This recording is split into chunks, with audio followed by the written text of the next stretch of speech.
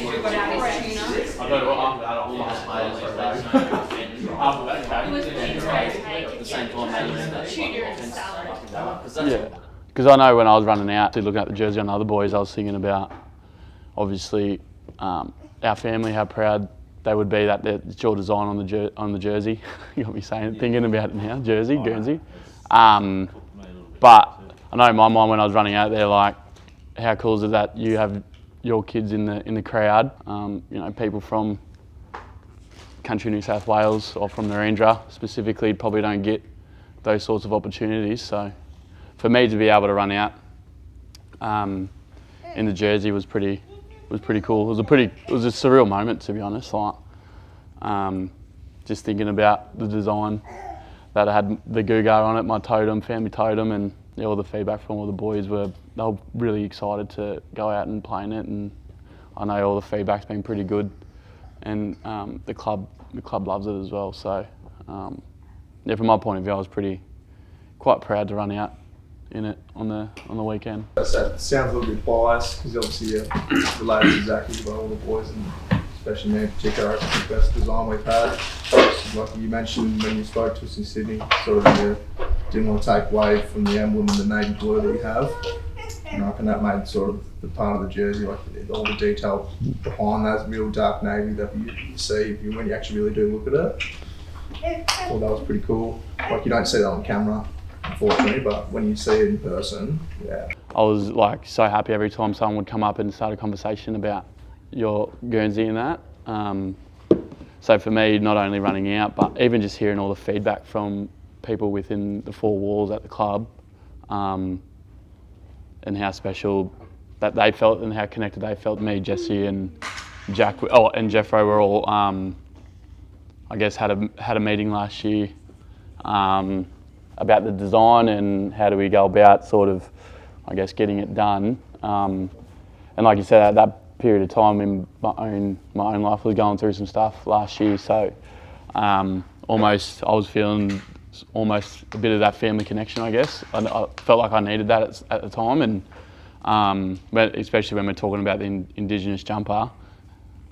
Even these boys, we said, we want to sort of go down the path of feeling really connected and feel like I guess we've had a really big input on the design as well. I think, yeah, all of us three said, it would be good if we had a family member do it, and we all sort of just like the Spider-Man meme, pointed at each other like, you know someone, like, so. You knew someone straight away. Yeah, you popped in my head straight away. So.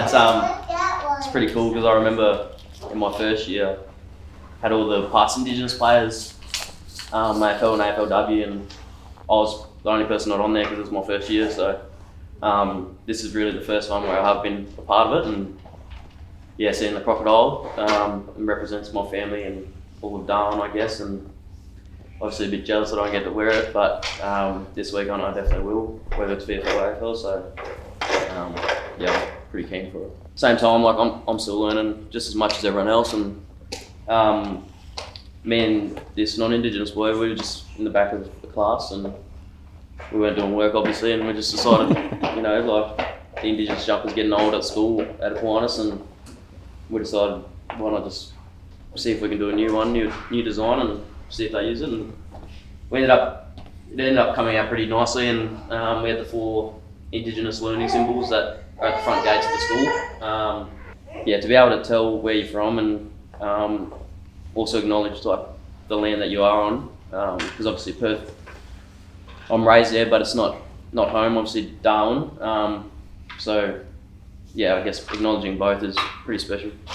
Being accepted at the club about who you are, and you can walk through doors, like what is having that, the club accepting who you are as an Aboriginal person, what does that kind of mean? Because we can be proud of who we are, and if people accept it, it's even better. So, like, do you have any thoughts on kind of acceptance and people taking you off who you are? Yeah, I think it just, I don't know the right words to use, maybe you put your guard down a bit, makes you be a bit more vulnerable to your coaches, staff, teammates. When you're seeing the whole club embrace, I guess, Indigenous round, or the jumper, or they're wanting to know more about culture and asking you questions and just walking around, and they pull you up and they, I want to go have a coffee with you to talk about culture or whatever. I guess it just makes you, as an individual, feel a bit more vulnerable and open up a bit more to teammates, like I said, teammates, coaches, staff. And I guess that's how you build good relationships within the club, and how you build a good culture.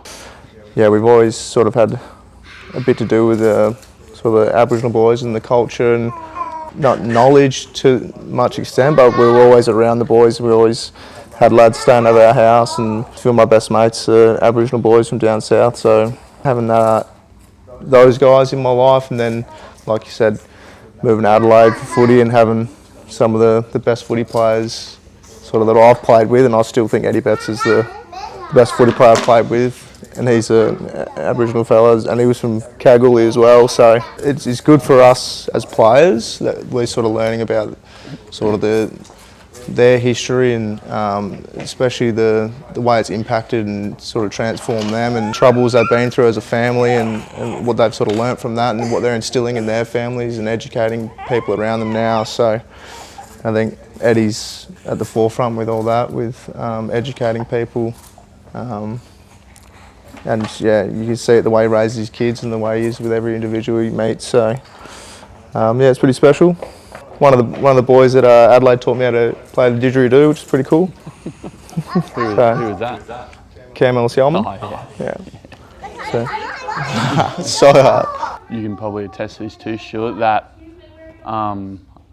in the future, obviously, when I finish up, I'd love to see programs and what would you call it, grassroots footy, be, I guess, bigger in small country towns. When I was coming through, I was pretty fortunate that I had the Giants Academy, because if I didn't have that, I probably wouldn't have got picked up or noticed as much as I probably did at that time. So to be able to go back to small remote communities back in, I guess, my area, and start up programs and getting kids into sport, whether it's basketball, footy, or whatever avenue they want to follow in sport, and just give them more opportunity in terms of exposure to getting noticed by a scout or by a coach, or whatever that may be, because yeah, the opportunities that I guess young Indigenous kids have back home is probably not as good at getting noticed than kids sort of down here in the big cities. So yeah, it's something that I will definitely be chasing after footy. As long as we keep telling stories through the jumper, keep acknowledging the round for what it is, and the players that have gone before and that are still playing, and then like Zachy touched on, the future ones as well.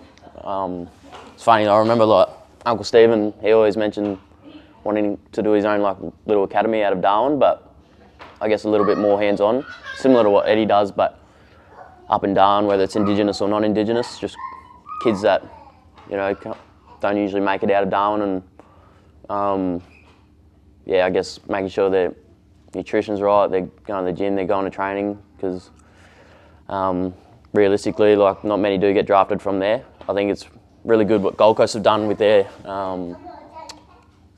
academy, how they take the NT boys, and it's giving a lot more, not only Indigenous talent, but NT talent just in general to go into the system and be shown the ways. So